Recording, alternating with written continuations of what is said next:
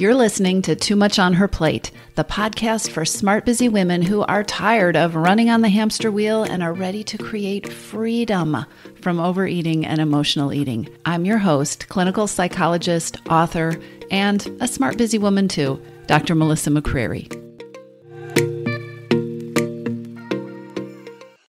Hello, everybody. Today, I want to talk with you about taking up space. And in particular, why it is so important to take up space and to create space if what you want is lasting change with your eating, if what you want is freedom from overeating or emotional eating or binging or stress eating or whatever the kind of eating is that you would like to be rid of. This episode is particularly important if you have been doing something or working really hard to try to make changes in your eating habits, in your relationship with food, and that change isn't working, or it doesn't feel like it's productive, or it feels like you're going in circles. In Western culture, there is such a focus on productivity and on doing. And it seems like as human beings, we are sort of hardwired to focus our minds around doing when we want to make a change. What am I going to do? What am I going to not do? Think about this in terms of changing your eating. What am I going to eat? What am I going to not eat? When am I going to eat? What am I going to count? How am I going to monitor this? When we want to make a change, our first instinct is usually to create a sort of to-do list or project for ourselves. But I want you to think about this. Constant doing is not necessarily productive. Constant doing, always thinking about what the next thing is, focusing on your to-do list, telling yourself what the next should is that needs to be accomplished, actually keeps you in reaction mode. This is not always true, but it is particularly true if you are not the creator of the doing list, if you are following somebody else's protocol or somebody else's plan. The tendency is to be in reaction mode, reacting versus intentional and creative and in charge. If it feels like you are on a hamster wheel, going through the same cycle over and over when it comes to making changes with your eating and your weight, you may very well be stuck because of constant doing mode. Because when we're in constant doing mode, we have the list. We're always just looking at the next thing we need to do. We're moving forward. We're judging ourselves based on how we did that thing. And there really isn't a place for evaluation or making new decisions or creative problem solving.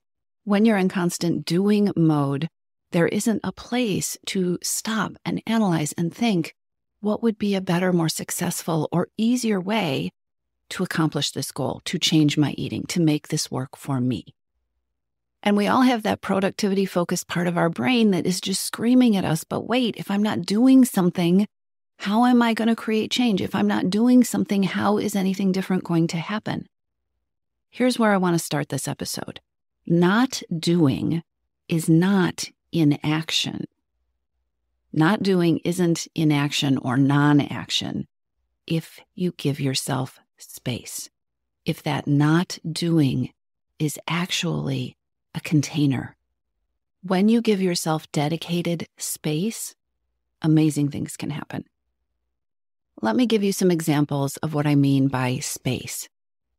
First off, space is not the kind of space we generally give ourselves these days, which tends to look like numbing or scrolling. The kind of space I'm talking about is an open opportunity, a dedicated place to be. Space for your brain. Space for you and your brain to untangle, to relax. Space to take a step back and get some perspective and see your brain in action, to become aware of you and your thoughts and your reactions, to be able to look at what is happening, what is working, what is not working, what are the patterns, what is going on inside your body, what is going on inside your thoughts, what is going on with your behaviors. What is going on with your schedule? What does your life look like in the week ahead? What happened last week? What worked? What didn't work? Space, brain space, thought space, clear space. an opportunity that you dedicate for yourself, a space that you hold that allows you to be deliberate and to be intentional. This kind of space can look like many different things, and it does look like many different things for many different people. Have you ever woken up from a wonderful night's sleep and the whole world just looks different? Your perspective has changed? Or have you ever come up with a solution that you just haven't been able to figure out before in the shower? Have you ever had a brilliant idea when you are on a run or a walk and you were so excited about it you wanted to stop and write it down so you wouldn't lose it?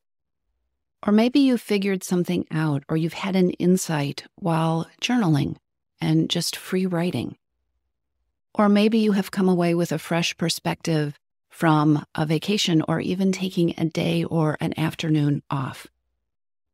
These are examples of what can happen when we give our brain space, when we give ourselves space, and when we are not in constant doing mode, using doing and action as our problem-solving strategy. This kind of space has become a very rare commodity. We are not encouraged to take space, to claim space for thinking, especially unless it's in the context of doing something else. You know, we can allow ourselves to think if it is hidden in the context of some other kind of doing. So maybe while you are commuting to work or while you are working out. But successful people actually hold time for space. People successfully solve problems by creating and holding space and actually having that space in their calendars. If you are somebody who wants to change the way you eat, if you want to stop binging or overeating, or you'd like to get a handle and feel in control of emotional eating and you're not getting results, chances are that the thought space, the clear space, has disappeared because other things have taken priority. Or you've never given it to yourself. And you've been told the myth and bought the myth that in this one area, when it comes to your health and your well-being and changing your eating, when it comes to breaking an overeating or emotional eating habit, you shouldn't need space. Remember, the diet mentality myth is that you should just do what somebody else says.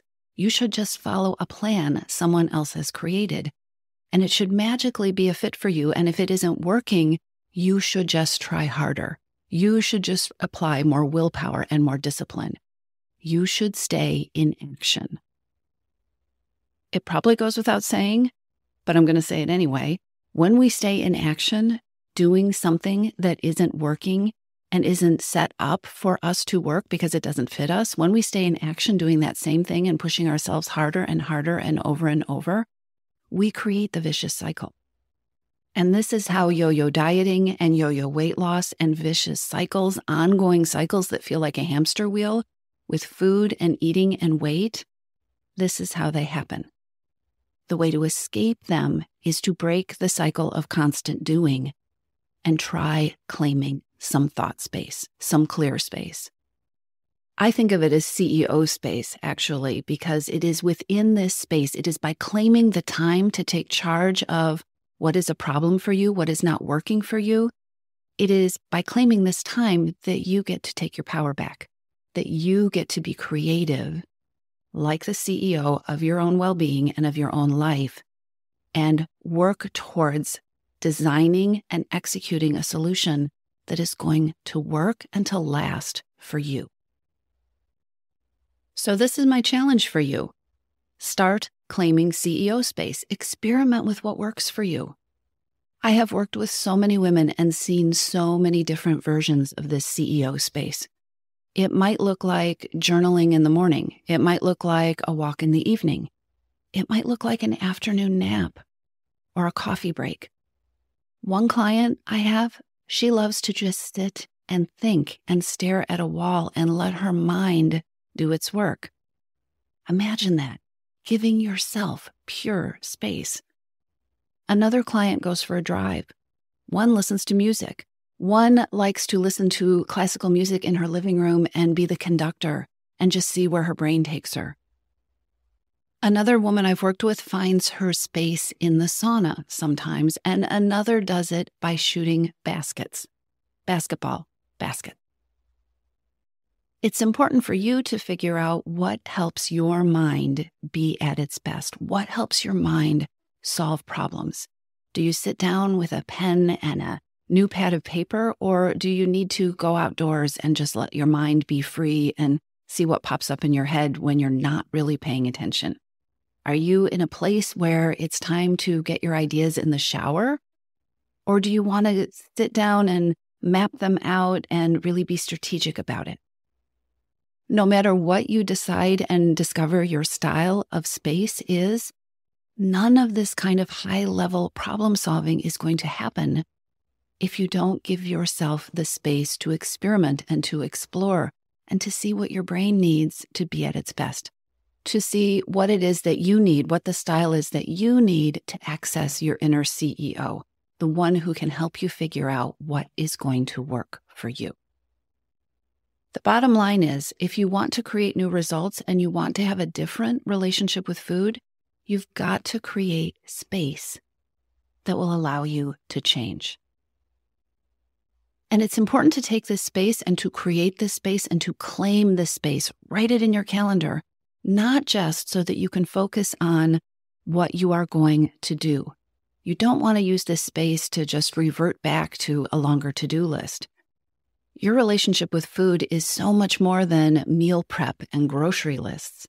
You want space to take a look at how you are thinking, the beliefs that you have about you, about change, about what needs to happen with food, the beliefs that you are reinforcing, maybe the beliefs that you would rather focus on, the stories that you tell yourself and whether they are working for you or against you.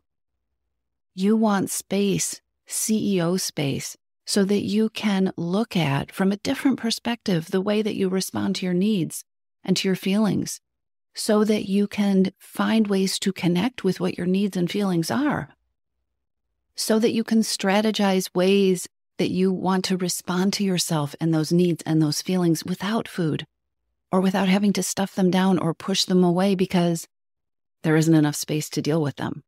Space is so important. Change requires space. Change requires getting out ahead of that thing that you want to change and being able to see the problem with perspective.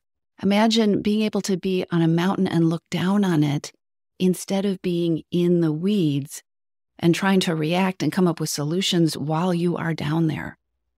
CEO space allows you to sit up on the mountain and look down on what's happening in your life. Making decisions and choices and generating ideas from that perspective is a much more powerful position to be in. So my challenge to you is to play with this idea.